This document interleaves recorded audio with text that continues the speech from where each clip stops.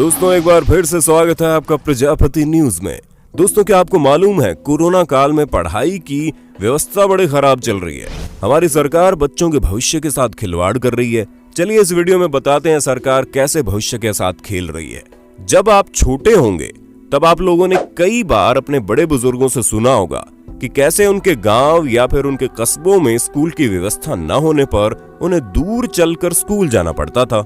हालांकि जैसे जैसे देश की उन्नति होने लगी, हर गांव हर कस्बे में एक स्कूल बनने लगा, जिससे लोगों को पढ़ाई में दिक्कतें ना हो। लेकिन कोरोना वायरस ने इस समय स्कूल जाना नामुमकिन करके रख दिया है। स्कूल तो छोड़िए, बच्चे पेपर तक देने को तैयार नहीं है। ऐसे में दोस्तों बच्चों को पढ़ाई के लिए अब इंटरनेट का सहारा लेना पड़ रहा है। पर क्या इस इंटरनेट की वजह से सभी बच्चों की समस्याएं दूर हो पा रही हैं? क्या सभी उस तरीके से पढ़ पा रहे हैं जिस तरीके से उन्हें पढ़ना चाहिए?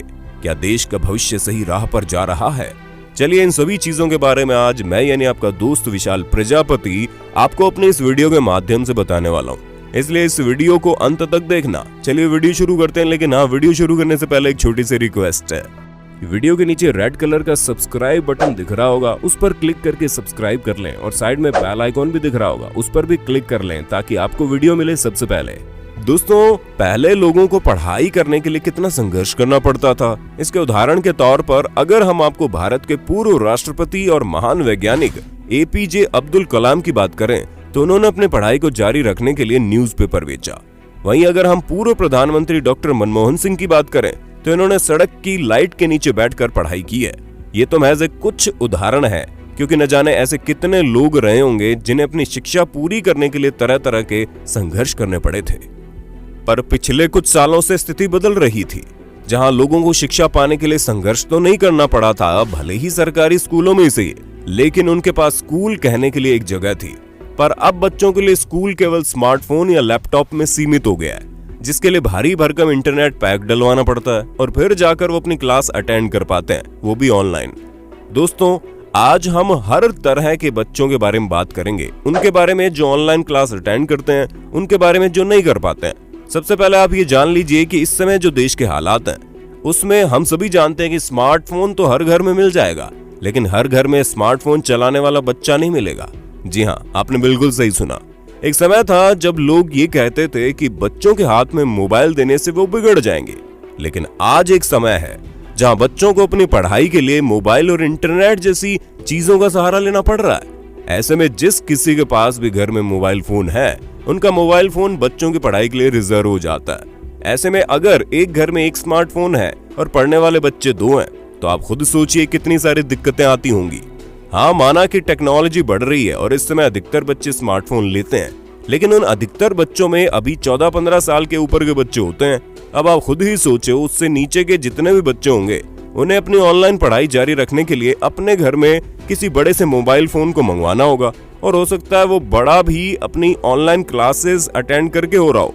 यानी कि हर तरह से दिक्कत ही दिक्कत है। यहाँ तक कि जो छोटे बच्चे हैं जिन्हें मोबाइल फोन चलाना ही नहीं आता, उनके माता पिता का भी पढ़ा लिखा होना जरूरी है, क्योंकि अगर वो अपने बच्चे को ऑनलाइन क्लास से कनेक्ट करके नहीं देंगे तो वो पढ़ नहीं पाएगा। ऐसे में अगर सभी मुश्किलों के बाद बच्चे को मोबाइल फोन मिल भी गया तो उसने ऑनलाइन क्लास अटेंड भी कर ली, तो बिजली और इंटरनेट कनेक्शन उनका पीछा नहीं छोड़ते।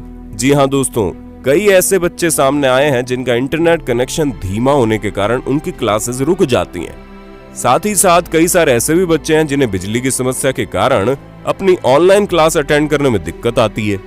और दोस्तों मान लीजिए सब कुछ सही भी चल रहा है तो यहाँ भी दिक्कतें खत्म नहीं होती, क्योंकि पहली बात तो एक टीचर एक साथ इतने सारे बच्चों को ऑनलाइन हैंडल नहीं कर पाते, दूसरी बात बच्चे क्वेश्चन नहीं पूछ पाते, और तीसरी सबसे अहम बात, अगर क्वेश्चन पूछ भी लेते हैं तो उसकी कोई गारंटी नहीं है कि टीचर सामने से जवाब देगा ही देगा, क्योंकि सभी को पता है कि यहाँ पर इंटरनेट एक टेक्नोलॉजी से जुड़ी हुई चीज है जिस पर पूरी तरह से भरोसा नहीं किया जा सकता।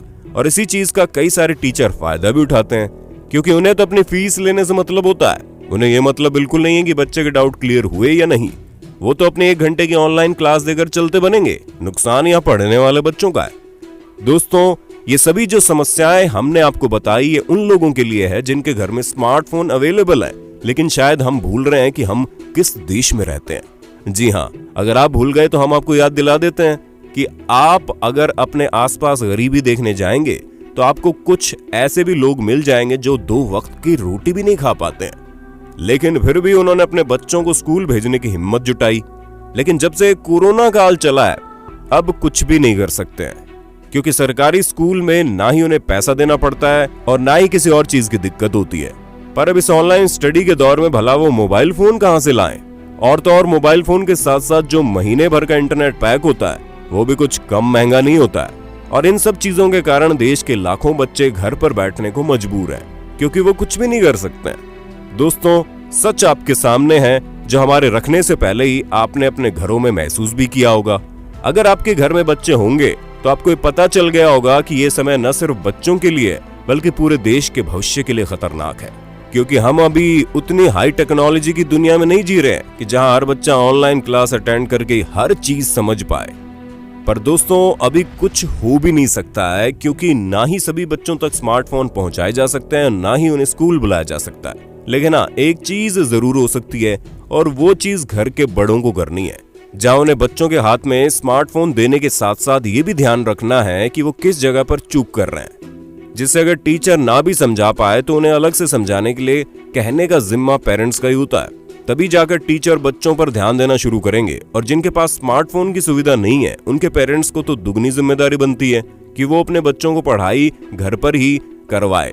जितना कुछ उन्हें आता है वो उन्हें सिखाने की पूरी कोशिश करें, ताकि उनके दिमाग में जंग ना लगे और वो आने वाले समय में पढ़ाई करने के लिए पूरी तरह से तैयार रहें। बाकी दोस्तों, आज के लिए बस इतना ही। उम्मीद है आपको हमारी ये वीडियो पसंद आई होगी। अगर हाँ, तो इस वीडियो के बारे में कमेंट करके जरूर बताना, और वीडियो को आग की तरह हर ग्रुप में फैला दो।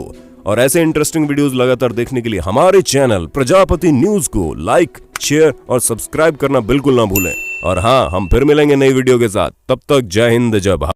दोस्तों, आपकी स्क्रीन पे 2 और वीडियोस दिख रही हैं, जिसे देखने के लिए आप इस स्क्रीन पर क्लिक करें। दोनों देखिएगा, बहुत अच्छी वीडियो बनी है।